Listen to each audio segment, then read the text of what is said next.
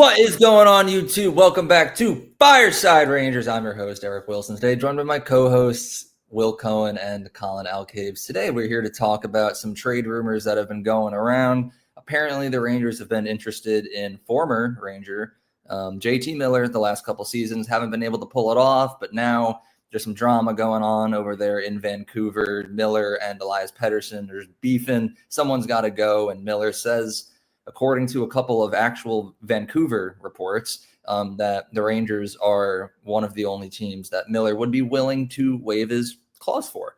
So we're here to talk about a potential reunion. I'm not a big fan of it. I think it'd be a massive mistake. I know a lot of people I see on the internet agree with that as well. But we'll have this little discussion, get right on into that.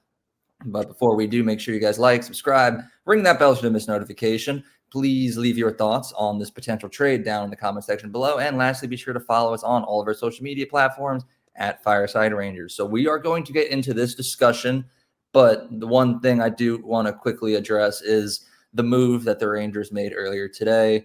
Yesterday, at the time that you guys will be watching this, the Rangers made a pretty interesting pick off of waivers today. So I'll let one of you two just introduce yourselves and give your thoughts on what I consider to be a pretty low risk, high reward move by the Rangers. Squillian, would you like to go first?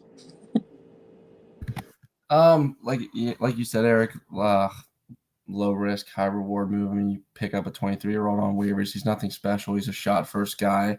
Wait, Will, I'm cutting you off for a second because I specifically didn't say his name because I don't know how to say it, so I need you to say it. Arthur Kaliyev.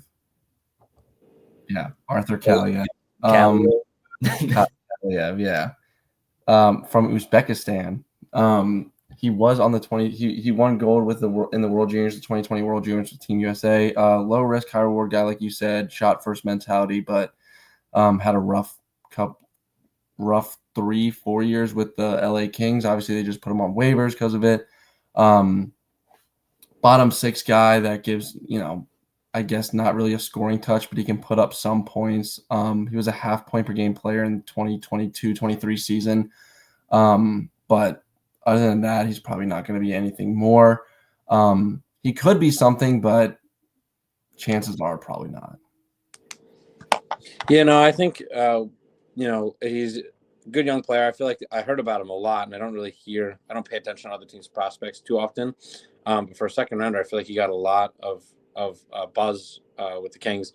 I love the move. I think, change of scenery could help him. It could be similar to what Seattle was hoping to get out of Kaapo Kakko. As you mentioned before, shoot first player. He never really managed to crack anything higher than the fourth line for the Kings, and then he got injured in the training camp going into the season, so he hasn't played yet. But he never really he couldn't find his footing in LA, and so to bring a player over on the contract that he's on is like $825,000 for 1 year. So if it works out, you extend him on something a little bit more expensive, but nothing like crazy, and kind of give him like a prove it deal. And if not, you cut ties and you're back where you are. You didn't have to give up anything to get him. So I love that move for the Rangers. I think it's a good value add. Yeah, the one thing that I'll add is because even though I foolishly didn't know how to pronounce his name, I have read it before. And kind of like what you said, Colin, it's rare that I see other teams' prospects, especially from a team like LA that's all the way out west, and recognize them. Back in the day, I was familiar with like every NHL team, and then ever since we started this channel, I've devoted like every ounce of my hockey attention span to the Rangers. So there's even teams in the Metro, or even like the Islanders. I probably can't even name their whole roster anymore, or the Devils or anything. Only us. But I have heard of Kaliyev, and to me, he seems like a solid pickup. The return of Kaapo Kakko, I feel like he's a similar build, just likes to shoot the puck a little bit more. So I'm excited. But the one other thing is just, I guess, congrats to Gabe Perreault and Drew Fortescue. Won gold at the World Juniors last night. So 2 nights ago when you're watching this. Didn't really do a lot of coverage on here, but I did on the socials. So if you want to see our full reaction and breakdown to that, just utilize the Fireside Rangers Instagram at that point, because we got some JT Miller business to conduct here. I don't like it, and I'm going to tell you why. He's too expensive, right? He makes a ridiculous amount of money, and he is going to be tenured until 2025. That's too long, and he's too much money. He makes like $8 million a year. We already have a guy that's tenured till 2030 that makes that much money. His name is Mika Zibanejad. And sure, Mika's kind of turned things around the last couple of games, but we'll see how long that lasts. I still think Mika's on a pretty steady decline. That's only going to get worse as he gets older. So do I really want like a second Zibanejad on this team? Not particularly. The only way I could see it being like somewhat reasonable would be if the package is Mika Zibanejad for JT Miller, maybe a couple other pieces in there. But I really just don't see that happening. They both have no trade clauses. Obviously, Miller has reportedly said that the Rangers would be a team he would waive his clause for. But as far as I've seen, Zibanejad has no intentions of moving it. I saw he said he would for the right environment, but there isn't any indication that the Rangers have actually asked him to or where he would want to go. So to me, that whole rumor is just purely rumor. There's no really meat and cheese there, kind of just like the bread. Not Panarin though. This is like moldy bread because it's Mika Zibanejad. But I don't know. I think Miller's a good player. Not really something that I would want on this current roster that's potentially heading towards a full rebuild if things don't turn around. I don't think Miller's the guy that will turn things around.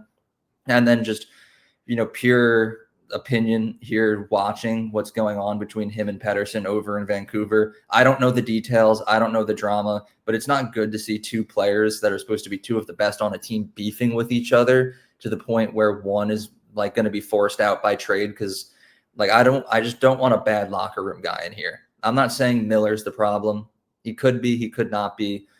But if I see that going on in Vancouver, I don't want that toxicity coming to an already destroyed Rangers locker room that's already in shambles. So to me, I say no way, Jose. Don't bring in JT Miller. I think it would be a pretty big mistake. Wouldn't really help unless you can somehow dump all of our bad players and also get some guys like I almost just said Pettersson because Pettersson's good, but obviously they can't play together. They have a couple of good defensemen over there in Vancouver that I think would be pretty beneficial too. I'm gonna look at their roster as soon as one of you start talking because there is one name that I picked out, but I don't remember who it was. But yeah, I say no. Will, share your thoughts. I've seen on Twitter, a lot of Canucks fans question his effort on plays, which is something that obviously the Rangers have a current issue on their roster right now. And I don't know if I'd want to bring in a guy that has effort issues. Another player that has effort issues, also his contract, him and Mika will both be on the – if you bring him in and you don't trade Mika, that's a guy – you have two guys who are – going to be making 8.5 and 8 million plus on your roster by 2030. So, and I feel like right now they're not really in the position to trade for a guy like Miller. Like if you bring in Miller, it's not just going to solve everything. Yeah, it's the type of player the Rangers want. He hits and he scores, but he's physical. But bringing him in isn't going to be the end all be all of this bad stretch they're going through, this horrible stretch they're going through. So, I say no, and I wouldn't want to. I don't think a trade for JT Miller would be the right idea for the Rangers. Yeah, Colin, I'm going to let you share your thoughts, but just to clarify, the player that I was thinking of was actually not a defenseman. It was a Nils Hoglander, just a bottom six guy. I like him. I don't know why I blanked on his name before, but that's something that would make a return package look even sweeter to me. But who knows what's going on? But you can go now, Colin. Originally, I think I was against this deal, but as I'm sitting here looking at their stats, I'm kind of on the fence. Same age. I'm talking if you were to do it straight up for him and Mika, if you were to do a 1-for-1 swap, or you had a couple pieces either way, because you can't. I wouldn't want him if we're keeping Mika. That's not really gonna. I don't think that would benefit us. You're taking the however much money you had tied up in Trouba and tying it up in another player for longer. So I don't think that benefits us at all. But two players, same draft class, 9 picks apart. Throughout his career, they played almost the identical number of games, obviously, because they were picked in the same year. But Mika's had more points, but Miller is a better plus-minus. This season, Mika has less points in more games played, and is obviously a -19, as we all know. I'll go through the numbers now. Mika in 39 games played has 8 goals, 6 assists for 24 points and a -19. Miller with 28 games played, so 11 less games. He has 6 goals, 19 assists for 25 points and is a -4. Obviously, Vancouver hasn't been struggling as much, but I do think the plus minus over their career does tell a lot. In only a 60-game difference throughout their career, Mika playing more games is nearly -40 on Miller. So that is a big deal to me. And since getting to Vancouver and really hitting his stride, because Miller was never really given the opportunity to with the Rangers, and then when he was with the Lightning, he was kind of a consolatory piece in that McDonough deal, and then they couldn't retain him. He went to Vancouver, and since he's gotten there, and every year except for the COVID year, he's been a point per game player. Last year, hitting 103 with a +32. I know Vancouver also was really good last year, so you do have to take that into account. But a consistent 30 goal scored in the last 3 years, 50 assist getter in the last 3 years. I'm loving the sample size that I'm seeing in this year. He's slowed down a little bit, but not too bad. If you were to do him for Mika straight up, I don't know that I'd be too mad about it. He does provide a little bit more grit, which, he said they're looking for some grit and sandpaper players. I don't know. It's definitely intriguing, but could they make it work? I don't know. And at the same time, you do have the character questions that you have to bring up as well. Him beefing in the locker room. Is it him? Is it Pettersson? We won't really know. There's always a he said, she said when you're pointing fingers. We saw that a similar thing happen to Ottawa years back with Mark Stone and Mike Hoffman. That was crazy. Their wives were getting into it with Carlson too, I believe. Mm-hmm. Obviously, I think it was the Uber video was that team as well. I mean, talk about a meltdown. But, you're always concerned when you're getting players. All those guys ended up going on to the next teams and doing just fine. So I'm not too concerned. That isn't really going to stop me at all, entirely from doing it. But like I said, Mika would have to be going back in order for me to even look at this deal. Otherwise, I'm not interested at all. That's the only way I'd be okay with it. If it's just 1-for-1, Mika for Miller, 0 salary retained, because then we're clearing an extra $500,000, and just for a guy who might be slightly better, but again, still, it's not an ideal contract that you would want to have. Ideally, we would want to dump Mika for a cheaper, shorter-term guy. And the last thing that I'll add is just that if we do make a trade for JT Miller, we are going to look like such a joke of a franchise. Not that we don't already, because we're kind of the clowns of the NHL at the moment. But looking back a couple of years ago, the Rangers trade JT Miller away for basically nothing right before a rebuild, just to now, years later, overpay to get him back right before a rebuild. So I don't know. I think it would make our management just look terrible. I would just, for the sake of PR alone, just stay away. Let him be successful elsewhere. And if he does fine on a different team, I don't care. I just don't want to be laughed at anymore because of this current organization. But I don't know. I'm all in for no. Don't do it. It'd be a big mistake. Yeah, you know what? Even if it's just 1-for-1, Mika for Miller, just because of that PR reason, keep me away. But that's my thoughts. Do any of you have any closing remarks, or are we good? I just want to add that this is no hate on Mika. I'm happy with how Mika's played the last 3 games. So I'm not saying it's better. But it's something to consider. I mean, like I said, I'm always going to look at every deal, especially from the Rangers GM. Jerry sent out the notice that we're open for business, so you might as well, weigh everything, weigh all your options. And, Mika is a little bit more pricey and has taken a steeper decline over the last couple of years, while Miller, if you do that 1-for-1, you save $500,000 and you get a player who hasn't really shown decline. Just a couple character things, and that could just be a locker room thing over in Vancouver. So, that's just something to consider. But like I said, I've been happy with how Mika's played the last 3 games since the calendar's turned over.